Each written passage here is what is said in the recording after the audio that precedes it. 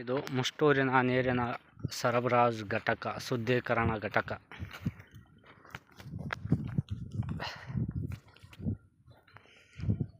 ಹೇಗಿದೆ ನೋಡಿ ಇದರ ಪರಿಸ್ಥಿತಿ.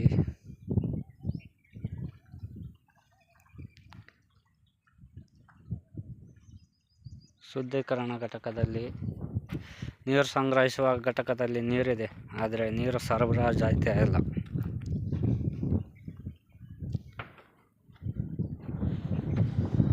ಇದ್ರ ಸುತ್ತ ಜಾಲೆ ಬೆಳೆದಿತ್ತು, ಜಾಲೆ ಕಟಿಂಗ್ ಮಾಡಿ ಇವಾಗೇನೋ ಎಲೆಕ್ಷನ್ ಬಂದಿದೆ ಅಂತೆ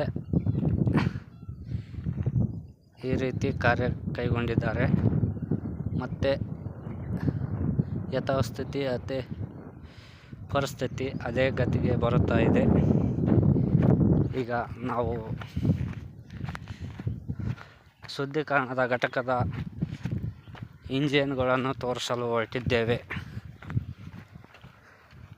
ಇಂಜಿನ್ ಪರಿಸ್ಥಿತಿ ಯಾವ ರೀತಿ ಹದಗೆಟ್ಟಿದೆ ಎಂಬುದು ನೋಡಿ.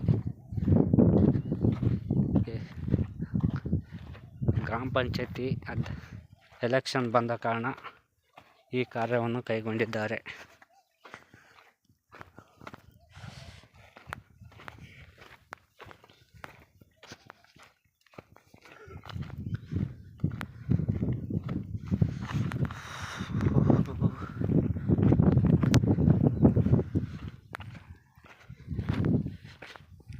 ಇದು ಗೇಟು, ಶುದ್ಧೀಕರಣದ ಘಟಕದ ಮೋಟ್ರದ ಗೇಟು. ಇದು ಡೋರು ಘಟಕದ ಇಲ್ಲಿದೆ, ಓದಿಕೊಳ್ಳಿ. ಜಲ ನಿರ್ಮೂಲನೆ ಯೋಜನೆ ಅಡಿಯಲ್ಲಿ ಶುದ್ಧೀಕರಣದ ಘಟಕ. ಮೆಟ್ಲದು ಪರಿಸ್ಥಿತಿ ನೋಡಿ.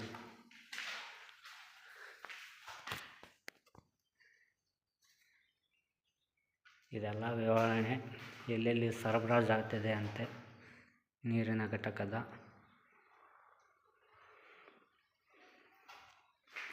ಇದು ಶುದ್ಧೀಕರಣ ಮಾಡುವ ಘಟಕದ ಯಂತ್ರ. ರೂಮಿನ ವ್ಯವಸ್ಥೆ ಹೀಗಿದೆ ಪರಿಸ್ಥಿತಿ.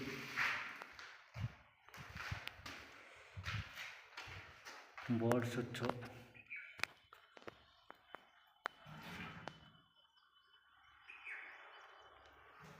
ಓಕೆನಾ. ಇನ್ನು ಇದೆಲ್ಲ ಕರೆಕ್ಟಾಗಿ ಇನ್ನೊಂದು ಸಲ ನೋಡ್ಕೊಂಬಿಡಿ.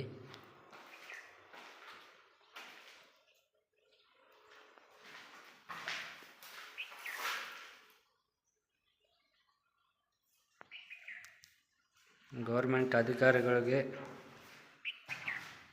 ಯಾವ ಮೂಲೆಯಲ್ಲಿ ಕುಂತಾರಂತ ಗೊತ್ತಿಲ್ಲ. ಇದರ ಗೌರ್ಮೆಂಟ್ ನೋಡಿಕೊಳ್ಳೋರು ಈ ಪರಿಸ್ಥಿತಿಯಲ್ಲಿದ್ದರೂ ಗ್ರಾಮಸ್ಥರು ಯಾರು ಅದನ್ನು ಪ್ರಶ್ನೆ ಮಾಡುವ ಅಧಿಕಾರನೂ ಮಾಡಿಲ್ಲ. ಗ್ರಾಮಸ್ಥರು ಎಷ್ಟು ದಿನ ಕಣ್ಣು ಮುಚ್ಕೊಂಡು ಕುಂತ್ಕೊತಾರೆ, ಅಧಿಕಾರಿಗಳು ಅಷ್ಟು ದಿನ ಅದರ ಬಗ್ಗೆ ತಲೆನೇ ಕೆಡಿಸಿಕೊಳ್ಳಲ್ಲ. ಅದು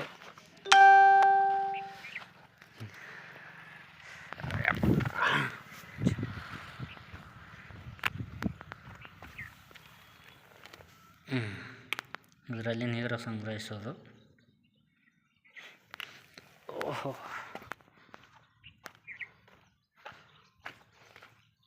ಮೋಟ್ರು, ನೀರು ಸಪ್ಲೈ ಮಾಡೋ ಮೋಟ್ರು, ಡ್ರಮ್ಮು. ಮೋಟ್ರ್ ವ್ಯವಸ್ಥೆ ಹೀಗಿದೆ. ನೀರೆತ್ತುವ ಪೈಪು ತಂದು ಇಲ್ಲಿ ಇಟ್ಟಿದ್ದಾರೆ.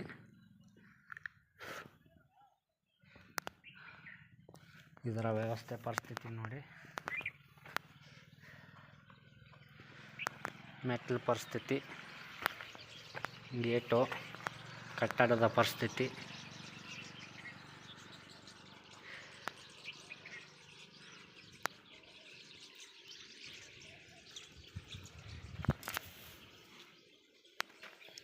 ಸ್ವಲ್ಪ ಸ್ವಲ್ಪ ಗ್ರಾಮಸ್ಥರು ಎಲ್ಲರೂ ಎಚ್ಚರಿಕೊಂಡು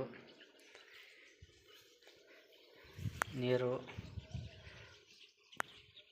ಬರುವಂತೆ ಕಾರ್ಯಗಳನ್ನು ಕೈಗೊಳ್ಳಬೇಕು.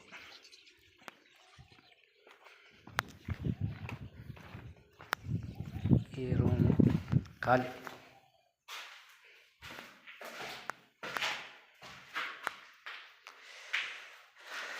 ಕೊಟ್ಟಿರುವ ಅವಕಾಶಗಳನ್ನು ಉಪಯೋಗಿಸಿಕೊಳ್ಳಬೇಕು. ಯಾಕಂದರೆ ಗೌರ್ಮೆಂಟು ಎಲ್ಲಿದ್ದೋ ತಂದು ಹಾಕಲ್ಲ, ನಮ್ಮದೇ ನಮಗೆ ಕೊಟ್ಟಿರುತ್ತೆ ದುಡ್ಡು. ಅದನ್ನು ಗ್ರಾಮಸ್ಥರು ತಿಳಿದವರು ಆವಾಗವಾಗ ಬಂದು ಇದ್ಯಾಕೆ ಏನು ಅಂತ ಕೇಳಬೇಕು. ಕೇಳಿದಾಗ ಮಾತ್ರ ಸರ್ಕಾರದ ಕೆಲಸ ಕರೆಕ್ಟಾಗಿ ಆಗ್ತಿರ್ತವೆ. ಕೇಳಿದ್ರೂ ಸದ್ಯಕ್ಕೆ ಆಗಲ್ಲ. ಹೇಗೆ ಆ ಪರಿಸ್ಥಿತಿಯಲ್ಲಿದ್ದೀವಿ ನಾವು. ಗೌರ್ಮೆಂಟು ತಾನಾಗೆ ಬಂದು ನಿಂತ್ಕೊಳ್ಳಲ್ಲ. ಅಂಥವ್ರು ಬಂದು ಅವಾಗ ಕೇಳ್ಕೊಂತಿದ್ರೇ ಅಧಿಕಾರಿಗಳು ಎಚ್ಚರಿಕೆಯಿಂದ ತಮ್ಮ ಕೆಲಸಗಳು ತಾವು ಮಾಡ್ತಾ ಇರ್ತಾರೆ. ಈಗೇನು ಆಸ್ಪತ್ರೆ ಆಗ್ತಿದಂತೆ, ಅದ್ರ ಸಲುವಾಗಿ ಯಾರಾದರೂ ಬರ್ಬೋದು ಅಂತ ಮುಂಚಿತವಾಗಿ ಯೋಚನೆ ಮಾಡಿ ಈ ರೀತಿ ಇಲ್ಲೆಲ್ಲ ಬೇಲಿ, ಆ ರೂಮಲ್ಲಿ ನೋಡಿದ್ರಲ್ಲ, ಇನ್ನೊಂದು ಸ್ವಲ್ಪ ತೋರಿಸ್ತೀನಿ.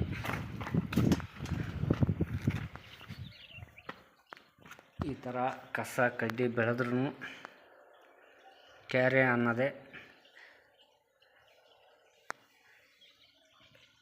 ಅದನ್ನು ಸರಿಯಾಗಿ ನೋಡಿಕೊಳ್ಳದೆ ಪರಿಸ್ಥಿತಿಗೆ ಬಂದಿದೆ. ಈಗ ಕಟಾವು ಮಾಡಿದ್ದ